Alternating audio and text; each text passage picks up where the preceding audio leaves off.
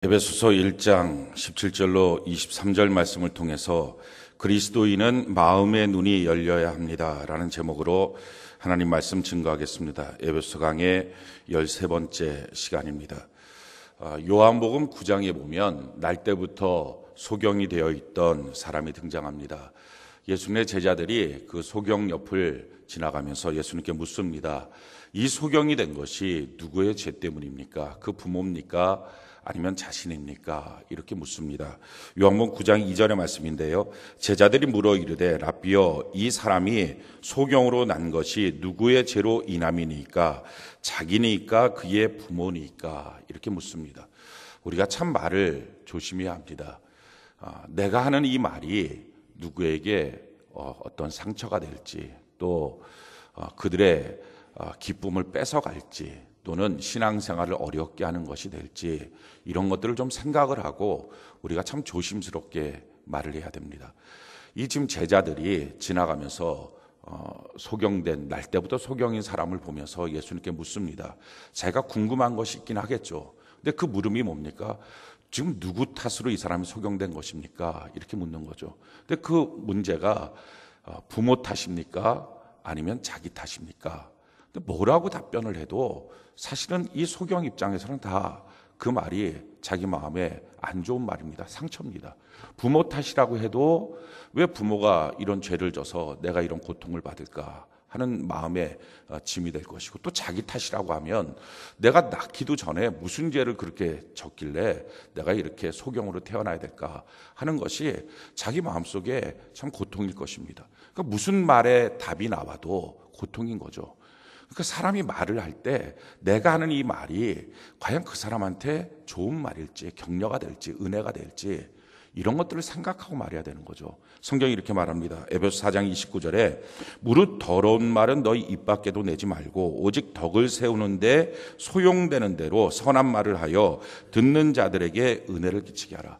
내가 하는 이 말이 더러운 말, 다른 사람의 신앙을 흔드는 말, 무너뜨리는 말, 이런 말이 안 되도록 조심하고, 또 내가 하는 이 말이 그에게 은혜가 되도록, 격려가 되도록, 힘이 되도록 이렇게 한다는 것이 참 중요하다는 것입니다. 우리가 부부간의 대화도 그런 점에서 참 조심해야 됩니다. 서로 살아온 배경이 다릅니다. 그래서 언어를 쓰는 화법도 다르고 쓰는 선택의 단어들도 다릅니다. 그러니까 그러기 때문에 이게 오해의 소지가 많습니다. 그러니까 어떻게 하면 내가 하는 이 말이 상대방에게 안 좋은 마음으로 들리지 않을까, 이렇게 생각을 하면서 조심스럽게 말해야 되는 거죠. 회사 생활도 마찬가지입니다. 그냥 함부로 말하는 것, 이것이 굉장히 위험합니다. 그냥 내 궁금함, 내 감정, 내 느낌, 그냥 이거를 갖다가 쑥 하고 말하는 것, 이것이 참 불손한 말이 되고요, 다른 사람을 더럽게 만들고 자기의 신앙생활도 흔드는 말이 될 수가 있는 것입니다. 그래서 말을 참 조심한다는 것이 필요합니다. 왜냐하면 우리가 말을 조심하지 않고 함부로 말을 하면 그 말이 우리 안에 들어올 때 상처가 되기 때문에 그렇습니다. 물론 말을 하는 사람도 조심해야 되지만 듣는 사람도 조심해야 됩니다. 아무 말이나 듣고 다니고 자기에게 유익이 될 말인지 아니면 은혜가 되지 않을 말인지 이걸 함부로 듣고 다니고 그러면 안 되겠죠. 또 들을 순간에 자기가 좋은 마음으로 듣는 것이 필요합니다. 뭔가 마음이 이렇게 오해하는 마음, 섭섭한 마음이 있어서 들으면 모든 말들이 다 자기한테 안 좋은 말처럼 들려지게 됩니다. 그래서 좋은 마음으로 바꾸어서 듣는 것이 필요합니다. 밥을 먹는 것은 우리 육체에 들어가서, 배로 들어가서 육체를 위해서 건강해집니다. 말은 내 귀로 들어와서 내 마음으로 들어옵니다. 그래서 밥은 좋은 밥을 먹으면 육체가 건강해지죠. 만약에 안 좋은 밥을 먹으면 몸이 병들고 식중독 걸려서 죽을 수도 있습니다. 말도 마찬가지입니다. 좋은 말을 들으면, 칭찬의 말, 격려의 말, 축복의 말을 들으면 내 마음이 살아납니다. 근데 내 마음에 안 좋은 말을 들으면 마음이 상하는 거예요. 그거 상처라 그래요. 그러니까 마음이 상하고 나면 그때 우리가 굉장히 조심해야 됩니다. 말하는 사람도 조심하고 듣는 사람도 조심하고, 우리가 조심하면 인생을 사는 거죠. 그럼에도 불구하고 상처를 안 받을 수는 없어요. 왜냐하면 이 세상 자체가 부조리합니다. 완전하지가 않는 세상이에요. 그러니까 완전하지가 않는 세상이기 때문에 억울한 일은 항상 있고 괴로운 일도 항상 있습니다. 그러니까 조심조심 살아도 상처받을 사건, 일들, 말들, 이런 것들이 우리 가운데 항상 있는 것입니다. 그런 상황 가운데 우리가 안 그러려고 해도 상처를 받게 됩니다. 근데 상처를 받았을 때 그때가 참 정신 차리고 조심해야 될 때입니다. 왜냐하면 그때가 마귀가 틈타는 때예요. 마귀라고 하는 놈은 바다에 있는 상어처럼 그 피 흘리는 피 냄새를 쫓아가서 그 다른 것들을 공격하는 것처럼 상처의 냄새를 기가 막히게 합니다. 상처 가운데 틈을 타고 들어가요. 마귀가 틈을 타고 들어오면 마귀가 뭘 하느냐? 제일 처음에 꼭 내 편 같아요. 그래서 나보고 나를 너무 위해 주는 거예요. 너 힘들지? 너 외롭지? 야, 어떻게 너 그런 사람 만났니? 너 어떻게 그렇게 사니? 이걸 자꾸 부추겨요. 그러다 보니까 그 말이 자꾸 내 귀에 너무 좋게 들리는 거예요. 좋게 들리다가 보니까 결국 그 말을 듣다가 내 마음속에 자기 중심으로 빠지는 거예요. 그러지 않아도 상처받아서 위축되어 있는 마음인데 자꾸 나보고 너 힘들지, 너 힘들지, 그러니까 나만 보게 만드니까 사람의 관심이 자기만 보여요. 자기만 보게 되면 이것이 자기에게 유익할 것 같지만 사실은 이게 자기를 망치는 거예요. 사람이 언제 행복해집니까? 주변 사람들을 보고 하나님 바라보고 내가 뭔가 그들에게 기여할 것이 있다고 생각하고 사랑하고 섬겨줄 때부터 사람은 행복합니다. 근데 사람이 자기만 보면요, 그게 우울증이에요. 자기만 보면 그게 힘들어지는 거예요. 성경이 우리에게 이렇게 말합니다. 야고보서 1장 14절로 15절에 오직 각 사람이 시험을 받는 것은 자기 욕심에 끌려 미혹됨이니. 그러니까 왜 시험거리가 되느냐? 자기 욕심이라고 하는 게 자기 애거든요. 그러니까 자기 애에 딱 빠지게 되면 자기 보호, 자기 방어 이거에 빠지게 되면 온갖 모든 것이 다 시험거리예요. 주변에 하고 있는 모든 것들이 다 자기를 힘들게 만드는 거예요. 자기를 공격하는 거예요. 자, 그런 마음이 들기 때문에 더 자기 중심으로 빠지게 되죠. 더 위축당하겠죠. 더 성을 쌓겠죠. 그러다 보니까 어떻게 됩니까? 그 욕심, 자기애가 잉태한 즉 죄를 낳고 선택이 죄예요. 그리고 마침내 사망이 이르는 거예요. 이게 마귀의 전략이에요. 그래서 우리가 상처받았을 때 조심해야 됩니다. 안 그러면 그 순간에 자기애에 빠져요. 대부분의 요즘에 우울증이나 공황장애나 이런 문제들에 빠지는 경우들이 언제냐면은 상처받았을 때 자기애로 빠져서 그래요. 자기 보호, 자기 방어. 그래서 나는 힘들어. 이걸로 그냥 딱 빠져 있다 보니까 결국 모든 것들 앞에 자기가 위축되는 거예요. 점점점 그것이 폐쇄적이 되고 그러다 보니까 우울증에 빠지고 공황장애에 빠지고 불안장애에 빠지고 세상 나가기가 힘들다는 말을 하고 이렇게 위축되는 것입니다. 이렇게 마귀가 우리 안에 들어와서요, 결국은 내 중심으로 만들어버려서 나를 망치고 그러다 보니까 하나님이 내게 베푸신 은혜가 얼마나 큰데 그걸 다 망각시켜요. 내 주변 사람들이 나한테 해준 것들이 참 귀하고 좋은 것들이 많은데 이런 것들이 다 망각되는 거예요. 또 한 가지는요, 잘못된 결정을 하게 만들어요. 자기는 그것이 옳은 것이라고 생각했는데 사실 그게 옳은 게 아닌 거예요. 잘못된, 자기를 망하게 하는 결정이에요. 그러니까 아프리카 사자가 사바나 지역에서 사슴을 공격할 때요, 딱 사슴을 공격해요. 그러면 겁이 나니까 사슴이 확 사자가 오는 방향에 반대 방향으로 확 도망가잖아요. 그 사슴은 100% 죽어요. 왜냐하면 그 바로 뒤에 있는 덤불 속에 다른 암사자들이 다 숨어 있어요. 사자는 혼자 공격하지 않아요. 그러니까 그걸 뻔히 놀라서 도망갈 줄 알고요, 딱 공격하면 거기서 뒤로 오는 거예요. 사실은 사슴이 사자보다 더 빨라요. 훨씬 더 빨리 뛰어요. 그런데도 잡혀서 먹어요. 이걸 사슴이 압니다. 사자가 공격하면 내가 더 빠르기 때문에 빨리 도망가면 안 죽는다. 이걸 아는데도 불구하고 공격하니까 눈이 머는 거예요. 겁이 나는 거예요. 겁이 나니까 휙 뒤로 돌아 도망가다가 덤불 뒤에 있는 암사자들한테 잡혀서 죽는 거예요. 이 사슴이 사는 유일한 길은요, 자기를 공격하는 사자를 향해서 그 방향으로 뛰는 거예요. 그러면 사자는 앞으로 공격하고 있었기 때문에 자기 방향으로 뛰는 것을요, 잡지를 못해요. 여러분들이 고양이들 키우다 보면요, 고양이 빨리 뛰잖아요. 근데 방향 잘 못 바꿔요, 이게. 고양이과들은. 그러니까 바꾸려고 그러면 막 뒹굴어요, 땅에서. 그러니까 이것처럼 사자가 뒹군다니까. 이거 못 잡는다니까요. 그러니까 글로 뛰어야 돼요. 근데 이걸 사슴이 알아요. 그런데 겁이 나면, 힘들어지면, 마음이 어려워지면 그걸 못해요. 똑같아요.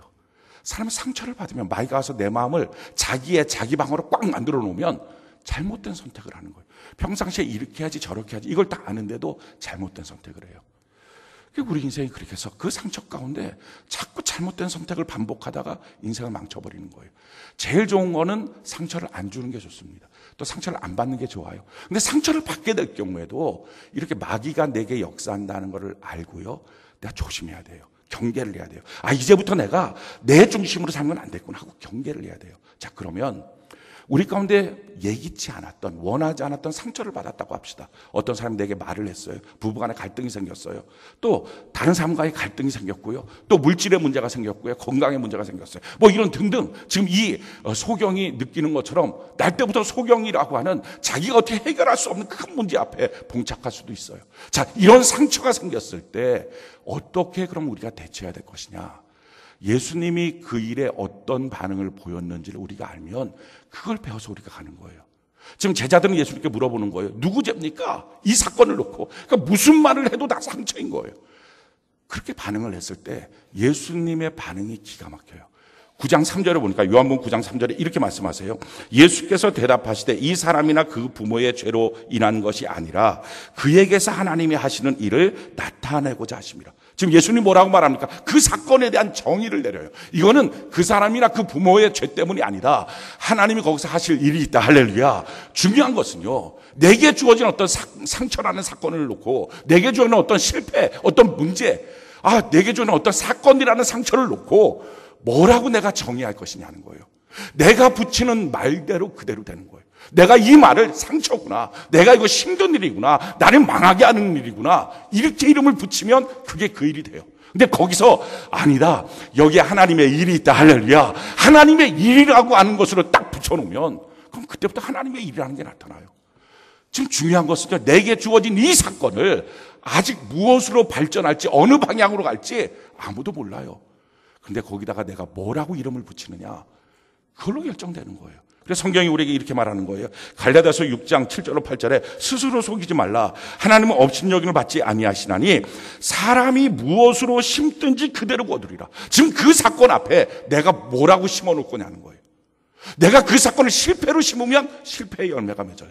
내가 그 사건을 슬픔으로, 내가 그 사건을 고통으로 심으면 그런 열매가 맺어져요. 근데 내가 그 사건을 그런 게 아니라 하나님의 성공이야, 할렐루야, 하나님의 일이야, 하나님의 은혜야 라고 심어놓으면 그 열매가 맺어진다는 거예요. 자, 그러면 구체적으로 이것을 어떻게 해야 된다는 거예요? 성경이 이렇게 말해요. 그 다음 절에 자기의 육체를 위하여 심는 자는 육체로부터 썩어질 것을 거두고 성령을 위하여 심는 자는 성령으로부터 영생을 거두리라. 자, 그 사건 앞에 자기가 육체가 느껴지는 방법대로 심으면 안 된다는 거예요. 육체가 느껴지는 방법은요, 내 눈이 보여지는 대로, 내 감정이 느껴지는 대로, 이대로 심게 되면 결국 그 일 때문에 내 슬픔으로 심고, 고통으로 심고, 분노로 심고, 그 열매를 맺는 거예요. 근데 그런 순간에 어떻게 해야 돼요? 성령 하나님께 기도하는 거예요. 하나님, 이 일에 대해서 내가 어떤 반응을 보일까요? 어떻게 심을까요? 성령이 가르쳐주는 방법이 있어요. 그 방법으로 심는 거예요. 그 방법으로 심을 때 주의할 게 한 가지 있어요. 우리가 그 방법을 심어놓고요, 주변 사람들한테 거두려고 그래요. 다른 사람한테 내가 이렇게 심었는데 뭐가 나타날까? 근데 성경이 이렇게 말해요. 성령을 위하여 심는 자는 성령으로부터 영생을 거두리라. 성령으로 거두는 거예요. 사람한테 거두는 게 아니고요. 그러니까 거기서 사람한테 뭔가를 거두려고 하니까 사람한테 인정으로, 또는 사람한테 인정받음으로, 대우받음으로, 뭔가의 격려로 거두려고 하다 보니까 또 낙심하는 거예요. 성령으로 심고요, 그리고 성령으로 내게 주실 것이다 하는 걸 믿는 거예요. 자, 그럼 성령으로 어떻게 주실 거냐? 성경이 이렇게 말하고 있어요. 요한복음 7장 38절에서 39절에 나를 믿는 자는 성경의 이름과 같이 그 배에서 생수의 강이 흘러나오리라 하시니 이는 그를 믿는 자들이 받을 성령을 가리켜 말씀하실 것이다. 성령이 오시게 되면, 성령으로 내가 심게 되면 그다음부터 성령으로 거두는데, 그 모든 일들 가운데, 그 상처 가운데 상처가 치유될 뿐만 아니라 내 배에서부터, 그 상처에서부터 생수의 강이 나온다는 거예요. 그래서 나머지 모든 사람, 내 주변에 있는 사람들도 그 생수의 강들 때문에 치유의 역사가 나타난다는 거예요. 마이크 볼튼이라고 하는 사람이 있어요. 그 사람이 아내를 죽였다는 죄목으로 감옥에 들어갔어요. 그리고 25년 동안 감옥살이를 했는데 유전자 검사를 해보니까 그 사람이 범죄가 아닌 거예요. 그 사람이 범인이 아니었어요. 그 사람이 끊임없이 자기가 범인이 아니라고 말을 했는데 아무도 안 믿어준 거예요. 정황이 그렇다고 해서 그냥 그렇게 간 거예요. 판명됐어요. 그리고 25년 만에 옥에서부터 나왔어요. 자기 인생 다 망친 거예요. 그러면 25년이라는 세월을 어디서 보상받습니까? 돈을 얼마나 주면 그게 마음이 시원해지겠어요? 자기 인생을 국가가 완전히 망쳐버린 거예요. 얼마나 큰 상처예요. 얼마나 큰 실패예요. 근데 이 사람이 그 감옥에 있는 기간 동안 예수를 믿었어요. 그리고 한 교회에 가서 간증을 했어요. 다른 사람들이 귀가 쫑긋해서 바라봤을 거예요. 근데 그 사람의 간증은 너무 간단했어요. 나와서 간증한 것이 이거예요. 저는요, 이제 딱 3가지밖에 모릅니다. 첫 번째, 하나님이 살아계십니다. 두 번째, 하나님은 나보다 지혜로우십니다. 세 번째, 하나님은 날 사랑하십니다. 그 사람 그 말을 한 거예요. 상처받을 자리예요. 지금 그 사람은 25년 동안의 세월이 보상되지 않는 자리. 근데 그 사람이 성령을 따라 심기 시작했어요. 예수님을 믿고 성령을 따라 심기 시작했어요. 그래서 아는 지식을 바꿔버린 거예요. 분노의 지식, 미움의 지식, 한탄의 지식, 자기 인생 망쳤다는 이 지식을 다 바꿔버렸어요. 그가 아는 지식은 3가지라는 거죠. 하나님 살아계신다. 하나님 나보다 지혜롭다. 내 인생을 기가 막히게 하나님 나를 이끌어 가신다. 하나님 날 사랑하신다. 근데 그렇게 상처받을 자리에서 상처를 말하지 않고 성령으로 심어서 성령으로 거두었더니요, 자기가 치유됐을 뿐만 아니라 그 예배 시간에 간증 들었던, 그 짧은 간증 들었던 성도들 대다수가 치유의 역사가 나타났어요. 자기가 받은 상처라고 하는 게 그 사람한테 비하면 아무것도 아니거든요. 그러니까 그 얘기를 들으면서 야, 그렇구나. 성령으로 심으면 상처가 나오는 게 아니고요, 독이 나오는 게 아니고요, 생수강이 나와서 자기도 살고 남도 살려요. 이게 그리스도인이에요. 여러분들의 가정에서 해야 될 역할이 뭐예요? 이거예요. 같이 더불어 싸우는 존재가 아니고, 여러분들이 회사에서 해야 될 일들이 뭐예요? 어떤 상처될 만한 사건들 앞에 같이 다투고 싸우는 일들이 아니라 이 일이에요. 그게 빛이고요, 그게 소금이에요. 근데 문제는 그걸 안 하고 세상 사람과 똑같은 거예요. 그러니까 예수 믿는 이유가 없다는 거예요. 가정 안에서 너가 도대체 교회 가는 이유가 뭐냐? 회사 다니면서 너가 도대체 예수 믿는 이유가 뭐냐? 도무지 모르겠다. 화낼 때 너 화 다 내고, 상처받았다고 다 투정 부리고, 다 힘들다 그러고, 너의 배에서부터 생수의 강이 나와야 되는데 그게 없으니 아무도 살리지 못하는 사람이 되고 말았다는 거예요. 마지막 때 성경이 예수 믿는 사람들에게 권면하는 것이 있어요. 이렇게 권면합니다. 요한계시록 3장 18절에 보니까 내가 너를 권하노니 내게서 불로 연단한 금을 사서 부유하게 하고 흰옷을 사서 입어 벌거벗은 수치를 보이지 않게 하고 안약을 사서 눈에 발라 보게 하라. 3가지예요. 제일 첫 번째, 세상에 돈을 모아서 성공해서 그거 갖고 남을 나눠주겠다 이런 생각들 하지 말고 금 같은 믿음을 가져야 된다. 정금 같은 믿음, 하나님 나와 함께 하신다, 이 믿음 가져야 된다. 두 번째, 흰옷을 사서 입어 벌거벗은 수치를 가려라. 이 흰옷은 선한 행실이에요. 거룩함을 입어서 세상 사람들로부터 존경받는 삶을 살아야 된다. 그리고 세 번째가요, 안약을 사서 눈에 발라야 된다. 그래서 봐야 된다. 오늘날 예수 믿는 사람들이 못 보는 거예요. 자기에게 다가온 상처 때문에 눈이 멀었어요. 자기에게 다가온 어떤 사건과 일들 때문에 눈이 멀었어요. 그래서 다 끙끙 앓고 있어요. 아프다는 거예요. 가정에서도 아프고요. 그래서 맨날 교회 와서 하는 일이 아프고 힘들고 괴로워요. 이 말만 하고 있다는 거예요. 그 가운데 성령으로 말미암아 심어서 성령으로 거두는 생수의 강이 있어야 그게 그리스도인인데. 그래서 야, 너가 있으니까 우리 가정이 살겠다. 야, 너가 있으니까 우리 회사가 살겠다. 이게 그리스도인인데, 그리스도인이 그리스도인의 역할을 못하고 어두운 데에 있는 사람들을 끌어내지도 못하고 눈이 다 멀어버린 겁니다. 안약을 사서 발라야 되겠다. 눈이 좀 띄어져야 되겠다. 오늘날 그렇게 권면하고 있습니다. 지금 여러분들의 가정의 문제 앞에 같이 괴로워하십니까? 인생과 사업의 문제들 앞에, 육체의 문제 앞에 같이 괴로워하십니까? 그건 그리스도인이 아니에요. 그래서 눈이 열려서 보기 시작해야 돼요. 오늘 성경 본문이 똑같이 우리에게 말씀하고 있습니다. 오늘 17절, 18절 우리 같이 한번 읽어볼까요? 에베소서 1장 17절 18절 우리 같이 한번 한 목소리 읽어봅시다. 시작. 우리 주 예수 그리스도의 하나님 영광의 아버지께서 지혜와 계시의 영을 너희에게 주사 하나님을 알게 하시고 너희 마음의 눈을 밝히사. 아멘. 거기까지요. 성경에 오늘 뭐라고 말합니까? 지혜와 계시의 영을 너희에게 주사. 이분이 누구예요? 이분이 성령 하나님이에요. 자, 성령 하나님이 충만하게 임재하시면 어떤 역사가 생기느냐? 너희 마음 눈이 열어진다는 거예요. 사랑하는 성도 여러분, 성령의 충만함은 단순한 현상을 넘어서서 내 눈이 열리는 거예요.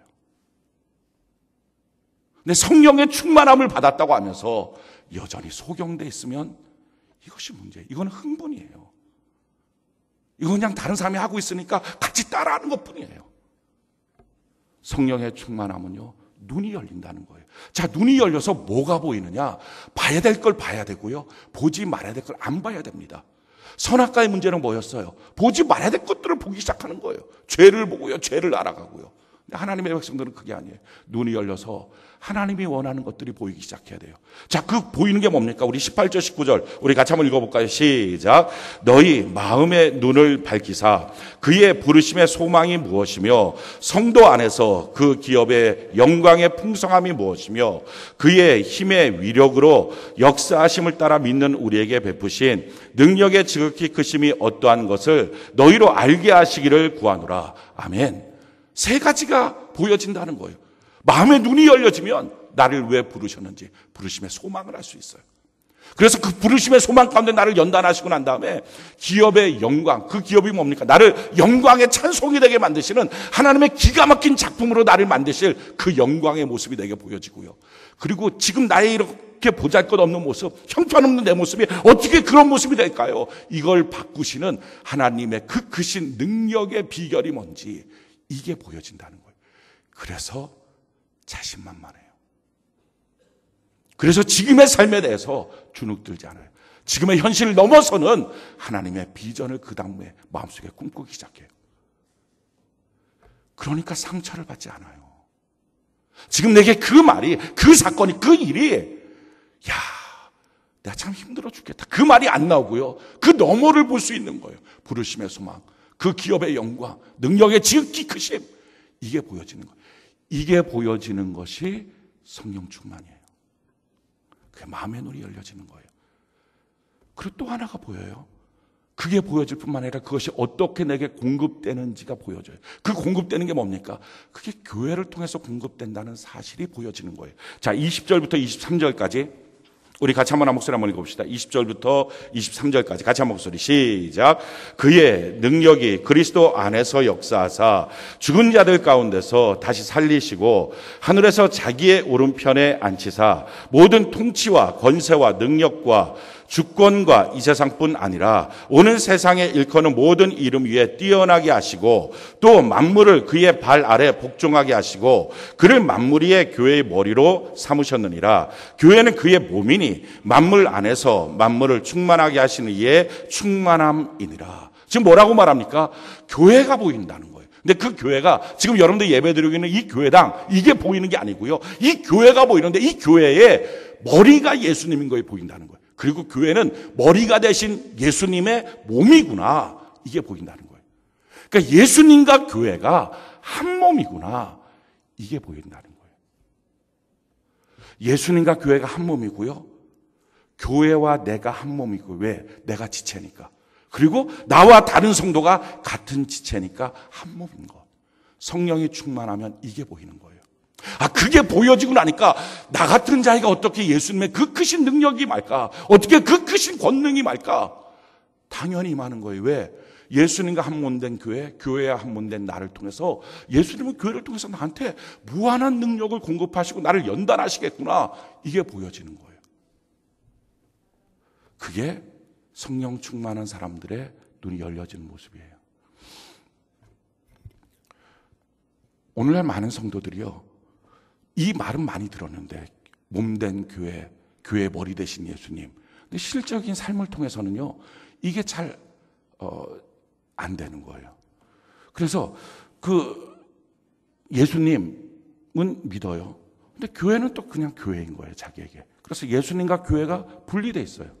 그래서 교회의 일은 교회의 일이라고 생각해요. 그래서 교회의 일이기 때문에 내가 도울 수 있는 건 도우는 거예요. 심지어는 이 교회의 일을 목사님의 일이라고 생각해요. 그래서 목사님의 일을 도울 수 있는 건 도우는 거예요. 아, 돕다 보면 내게 좋은 거겠지, 내게 복이겠지. 아, 이 정도 생각해요. 그런데 도울 수 없으면 못 돕지, 뭐 어떻게 할 수 없지. 그럼 어느 때는요, 이게 목사님 일, 교회 일이라고 생각하니까요, 내 마음에 안 들면 그것이 시비거리가 돼요. 그래서 불평이 나와요. 분노가 나오고요, 신앙이 흔들리고요, 마음이 흔들려 버려요. 그래서 이 교회 저 교회 떠다니는 경우가 되기도 해요. 왜 그러느냐? 예수님은 예수님, 교회는 교회. 이거 분리해서 그래요. 근데 사실 사도 바울도 이게 분리되어 있던 사람이었어요. 다메섹으로 예수 믿는 사람들 잡아 죽이려고 갔어요. 근데 예수 믿는 사람 잡아 죽이려고 할 때 그는요, 예수님 자체에 대해서 뭐 핍박하거나 박해한 적은 없어요. 그냥 예수 믿는 사람들이 꼴 보기 싫은 거예요. 왜냐하면 위선자들 같았어요. 예수 믿는 사람들이 뭐 예수 믿는다, 뭐 나 좋다. 근데 아닌 것 같았거든요. 다 거짓말하는 것 같았거든요. 그들을 다 죽이고 싶었어요. 그래서 잡으러 간 거예요. 근데 잡으러 갔는데 사도행전 26장 13절 이후에 보니까 왕이여 정오가 되어 길에서 보니 하늘로부터 해보다 더 밝은 빛이 나와 내 동료들을 둘러 비치는지라 우리가 다 땅에 엎드려짐에 내가 소리를 들으니 히브리 말로 이르되 사울아 사울아 내가 어찌하여 나를 박해하느냐 가시체를 뒷발질하기가 내게 고생이니라. 내가 대답하되 주님 누구시니까? 주께서 이르시되 나는 내가 박해하는 예수라. 지금 길을 가고 있었어요. 다메섹에 가서 예수 믿는 사람 잡아오려고. 근데 가고 있는데 하늘로부터 강력한 빛이 임했어요. 같이 가던 동행자들이 다 쓰러졌어요. 근데 하늘로부터 소리가 들려요. 사울아 사울아 너가 왜 날 핍박하니? 깜짝 놀란 거예요. 누구십니까?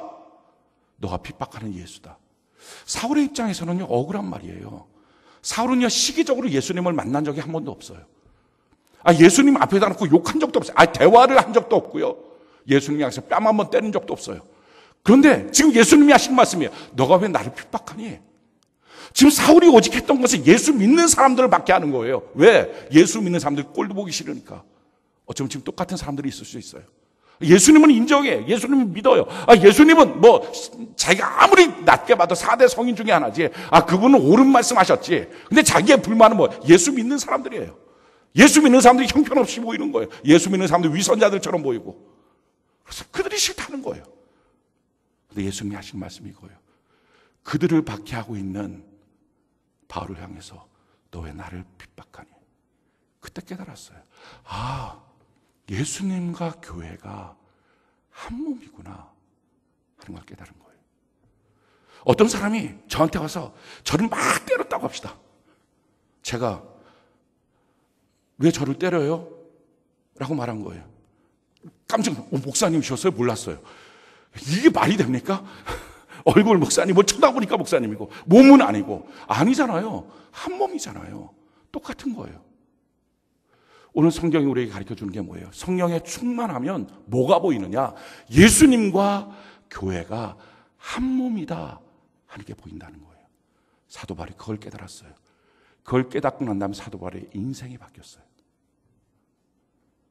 그러면 예수님과 교회가 한 몸이고 예수님이 나를 교회로 불러주셔서 내가 그 교회의 지체가 되면 나랑 예수님이 또 한 몸이겠구나.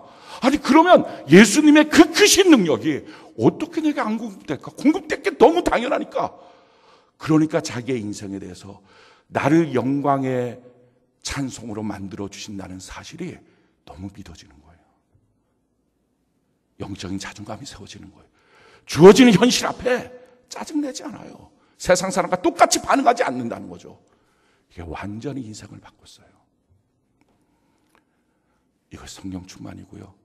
이거 성령으로 말미암아 마음의 눈이 열려진 사람들의 특징입니다.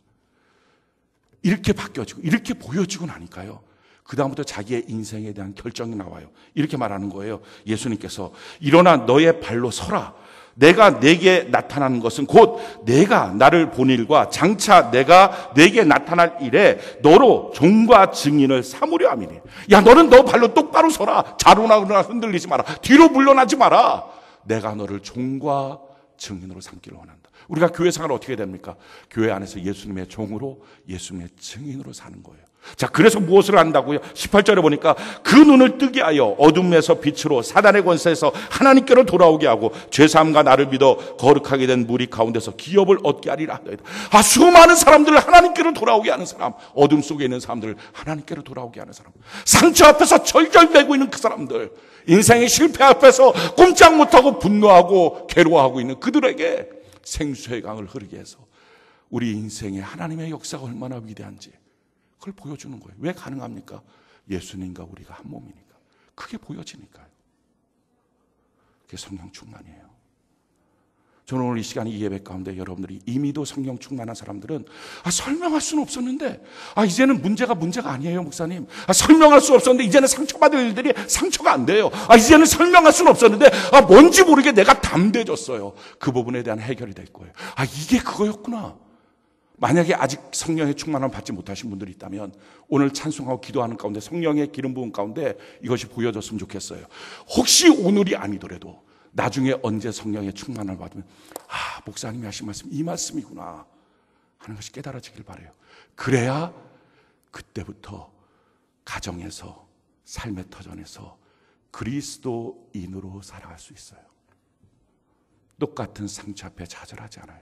똑같은 문제 앞에 두려워하지 않아요. 이름을 붙이기 시작해요. 야, 이 일은 하나님의 일이야. 여기서는 하나님의 영광이 나타날 거야. 그리고 거기다가 육체의 반응대로 심지 않고요, 성령에 따라서 성령의 반응대로 심기 시작해요. 그리고 성령으로 거둬요. 배에서 생수의 강이 흐르기 시작해요.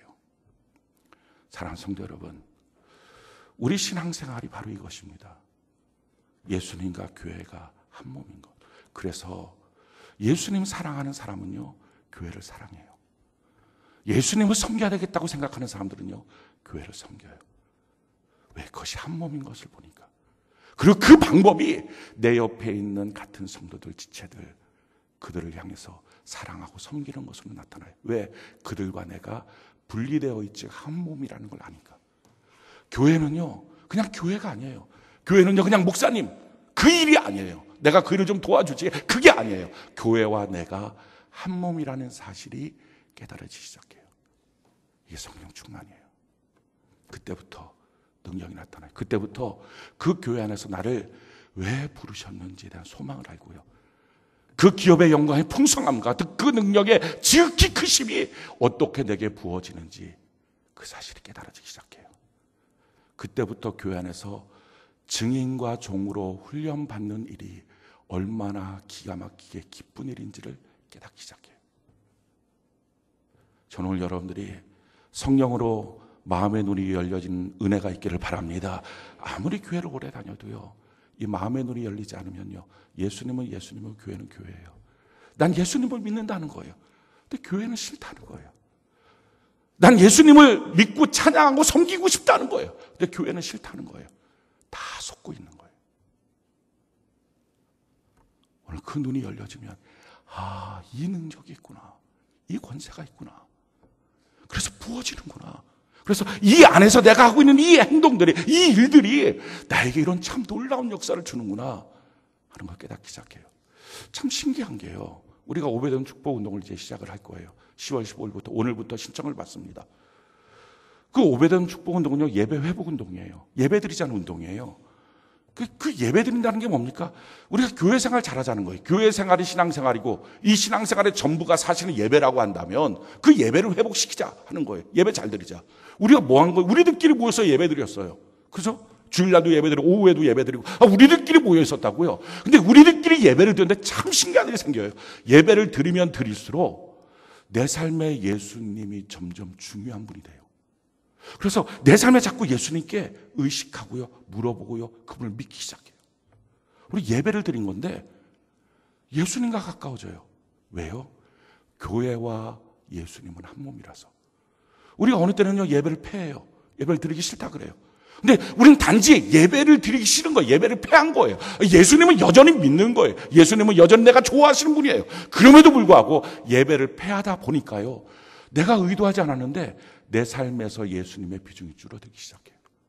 예수님을 믿는 믿음이 점점 흔들려서요, 주변 사람들 와서 뭐라 그러면 예전과 똑같아져요. 그냥 상처가 되고요, 그냥 힘든 게 되고요, 걱정거리가 되는 거예요. 예전에는 그 문제를 놓고 기도했던 사람이 걱정하기 시작해요. 우리는 예배만 드렸는데요, 예수님과 가까워졌어요. 왜? 우리가 모여서 예배드린 이 교회가 예수님과 한 몸이라서. 그래서 가까워지는 거예요. 사랑하는 성도 여러분, 우리 인생이 예수님과 친밀해지고 예수님을 믿고 예수님을 의지하고 예수님의 축복과 그 능력 가운데 살기 위해서 우리에게 주어진 너무 기가 막히게 눈에 보여지는 수단, 이게 교회예요. 그리고 눈이 열려지면요, 이 교회와 예수님이 한 몸인 게 보여져요. 그때부터 우리의 신앙이 달라져요. 우리의 신앙의 태도가 달라지고요, 신앙이 너무나 구체적이 돼요. 신앙이 수량화될 수 있을 만큼 구체적이 돼요. 그전까지는 신앙생활의 기복이 너무 많아요. 잘할 땐 잘했다가 안 될 땐 뚝 떨어졌다. 막 예수님 만나는 것처럼 막 뛰다가 어느 때 보면 예수님 안 믿는 사람처럼 뚝 떨어지고, 교회에서는 막 그러다가 세상 나가서는 술 먹자. 그냥 같이 술 먹고. 이길 힘도 없고, 이겨야 될 능력도 없고, 이겨야 될 이론도 없고, 다 무너지는 거예요. 왜 그렇습니까? 충만이 지속이 안 돼서 그래요. 그 충만은 교회를 통해서만 주시는데. 교회가 아무것도 아닌 것처럼 취급하니까요. 신앙의 기복이 너무 많은 거예요. 어떻게 내 신앙을 세워가야 될지도 모르는 거예요. 사도 바울이 깨달은 것, 하나님이 우리에게 주신 놀라운 진리, 어떻게 우리가 신앙생활의 기복이 없이 충만한 삶을 살고 하나님이 공급하시는 모든 것들을 다 받고 누릴 수 있는가? 교회를 통해서. 얼마큼 교회를 내가 바라봐야 되느냐? 예수님과 한몸된 교회, 그것이 보이는 역사가 있는 거예요.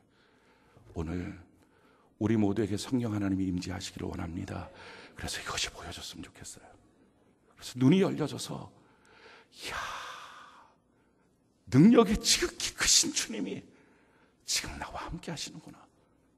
그래서 내게 닥쳐온 수많은 일들이 우리가 다시 이름을 붙일 수 있는 하나님의 일이야. 하나님의 역사가 나타나 이렇게 이름을 붙이고 성령을 따라 심어서 생수의 강이 흐르게 만드는 우리 모두가 되기를 예수님 이름으로 축원합니다.